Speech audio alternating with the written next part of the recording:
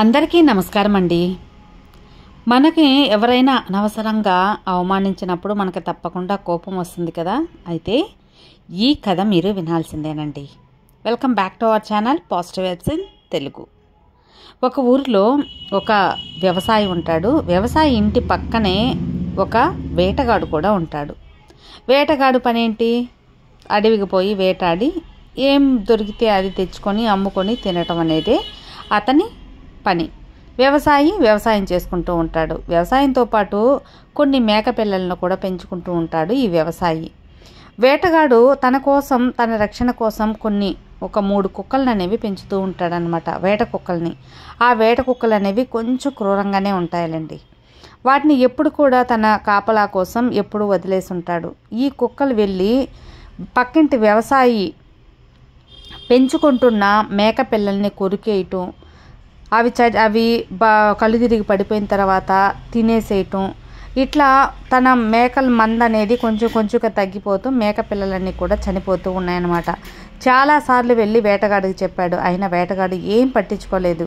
వ్యవసాయి చాలా బాధపడ్డాడు. ఎన్నోసార్లు చెప్పినా కూడా తన మేక పిల్లలన్నీ కళ్ళ ముందే ప్రాణాలు కోల్పోవటం అనేది చాలా బాధగా ఉందని మరొక్కసారి వెళ్ళి చెప్తామని వేటగాడి దగ్గరికి వెళ్ళి, నీ వల్ల నా మేక పిల్లలన్నీ చనిపోతున్నాయి, నీ కుక్కల్ని కట్టేయచ్చు కదా అని చెప్పి అడిగితే, నేనెందుకు కట్టేయాలి? కావాలంటే నీ మేక పిల్లల్ని నువ్వే భద్రంగా చూసుకో, అంతేకాని నా దగ్గర వచ్చి చెప్పాల్సిన అవసరం అంతా లేదు.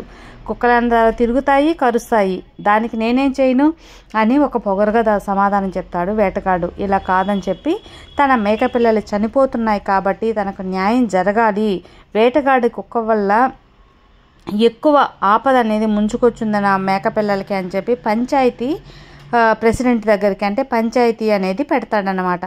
ఆ పంచాయతీ పెద్దలందరూ కూడా గుమ్ముగూడి ఈ యొక్క పరిష్కారం ఏం చేయాలి, ఎవరిది విచారించి ఎవరిది తప్పు ఉంటే వాళ్ళని మందలించాలి అన్నట్టు పెద్ద మనుషులు అనేది మాట్లాడుకుంటారు. కానీ ఆ పెద్ద మనుషుల్లో ఉన్న ఒక పంచాయతీ పెద్దనే అతనికి పాపం వ్యవసాయం అంటే కొంచెం ఇష్టం అన్నమాట. ఎందువల్లంటే ఒకసారి తన కూతురికి చాలా బాగలేకుండా వస్తే నాటు వైద్యుడు ఒక మందు అనేది ఇస్తాడు. ఇది రోజు మేక పాలతో తిన్నప్పుడే ఇది ఆరోగ్యం అనేది కుదురుపడుతుంది అని చెప్పినప్పుడు, ఈ వ్యవసాయి నా దగ్గర ఉంది అని చెప్పి ఒక మేకనే వాళ్ళ ఇంటికి తోలేసి పాలిచ్చే మేకని ఆ అమ్మాయి ప్రాణాలు అనేది కాపాడేదానికి సహాయపడతాడు. ఆ యొక్క విశ్వాసంతో ఆ పెద్ద మనిషికి వ్యవసాయం అంటే కొంచెం ఇష్టం. అంతేకాకుండా తనకి ఏదో ఒకటి చెయ్యాలి అనే ఒక తాపత్రయం కూడా ఉంది ఆ వ్యవసాయికి. దీంతో పాటుగా ఈ పెద్ద మనుషులందరూ తీసుకున్న నిర్ణయం అనేది ఆ పెద్ద మనిషికి నచ్చలేదు. అప్పుడు ఈ వ్యవసాయాన్ని పక్కకి పిలిచి, నువ్వు ఆ యొక్క వేటగాడితో గొడవ పెట్టుకోవాలనుకుంటున్నావా లేదా స్నేహం చేయాలనుకుంటున్నావా అని చెప్పి అడుగుతాడు. నేను గొడవ ఎందుకు పెట్టుకుంటాను, నాకు నా మేక పిల్లలు చనిపోతున్నాయనే బాధ తప్పితే అతని మీద నాకు ఎలాంటి కోపమో లేదు. అతన్ని మిత్రుడుగానే నేను అనుకుంటున్నాను. కాకపోతే నాకున్న ఇబ్బందుల వల్ల నేను ఇలా పంచాయతీకి రావాల్సి వచ్చింది తప్పితే నేను అతన్ని ఎప్పుడు కూడా స్నేహితుడిగా ఉంటేనే ఇష్టం అని చెప్పి చెప్తాడనమాట. అయితే నేను ఒక ఉపాయం చెప్తాను అని చెప్పి ఒక విషయాన్ని చెప్తాడు. నేరుగా తన ఇంటికి వెళ్ళి ఈ పంచాయతీ పెద్ద చెప్పినట్లుగానే తన 2 మేకపిల్లలు, ఒక చిన్న మేకపిల్లలు ఉంటాయి కదా, ఆ మేకపిల్లల్ని తీసుకెళ్ళి వేటగాడు ఆ పిల్లలకి బహుమతిగా ఇస్తాడనమాట. ఆ మేకపిల్లలు తీసుకొని ఆ వేటగాడు 2 పాపలు చాలా ఆనందంగా ఆడుకుంటూ ఉంటారు. మాకు ఒక ఫ్రెండ్ దొరికింది అన్నంతగా వాటితో ముచ్చటగా ఆడిపించుకుంటూ ఉంటాడనమాట. ఈ విషయాన్ని ఈ యొక్క వేటగాడు గమనిస్తాడు. నా కూతుళ్ళు ఈ మేకపిల్లల వల్ల చాలా సంతోషంగా ఉన్నారు, వాళ్ళ సంతోషాన్ని నేను పోగొట్టకూడదు, కాబట్టి ఈ మేకపిల్లలకి ఆపద ఉంది కాబట్టి ఈ కుక్కల్ని కట్టేయాలి అని చెప్పి ఆ కుక్కల్ని వేటగాడు కట్టేస్తాడనమాట. కట్టేసిన తర్వాత మేకపిల్లలు ఇంకా జాలీగా తిరుగుతూ ఉంటాయి. అంతేకాకుండా పక్కనున్న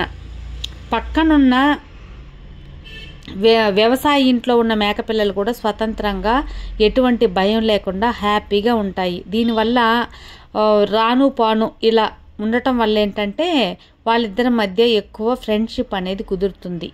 అంటే వీళ్ళ పిల్లలు ఇంత సంతోషానికి కారణం ఆ మేక పిల్లలే కదా, ఈ వ్యవసాయ మేక పిల్లలు ఇచ్చిన దాని వల్లే కదా అంత సంతోషంగా ఉన్నారని వేటగాడు కూడా వేటలో ఏదైనా తొరిగితే మాంసం అదంతా కూడా ఈ వీళ్ళకి ఇవ్వటం, వీళ్ళు వాళ్ళ ఇంటికి వెళ్ళి సరదాగా అట్లాగా ఎక్కువ స్నేహం అనేది పెరిగిపోతుంది. ఇప్పుడు మేక పిల్లలకి ఆపద లేదు, వీళ్ళ స్నేహం పెరిగింది, వేటగాడు పిల్లలు కూడా చాలా సంతోషంగా కూడా ఉన్నారు.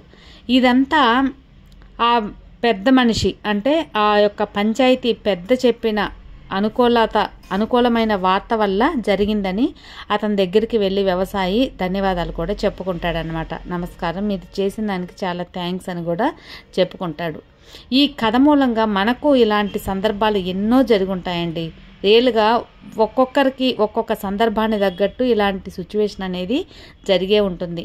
మనం మన ఇంటి పక్కల వాళ్ళని అలాగే ఎవరిని కూడా మనం స్నేహితులుగానే చూసుకోవాలి తప్పితే విరోధులుగా చూసుకోకూడదు. ఎందువల్లంటే వాళ్ళది సొంత ఇల్లు ఉంటుంది, మనది సొంత ఇల్లు ఉంటుంది.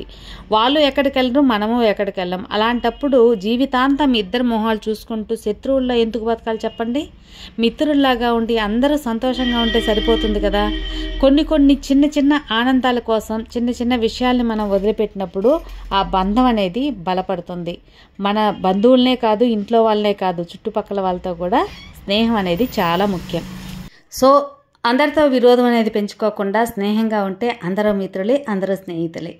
అది ఫ్రెండ్స్ ఈరోజు వీడియో. ఈ కథ కూడా మీకు అందరికీ మోటివేషనల్గా నచ్చుతుంది అనుకుంటున్నాను. నచ్చితే లైక్ చేయండి, షేర్ చేయండి, సబ్స్క్రైబ్ చేసుకోండి. మరో మంచి వీడియోతో మళ్ళీ కలుద్దాం. అంతవరకు have a good day friends. Thank you for watching. Bye.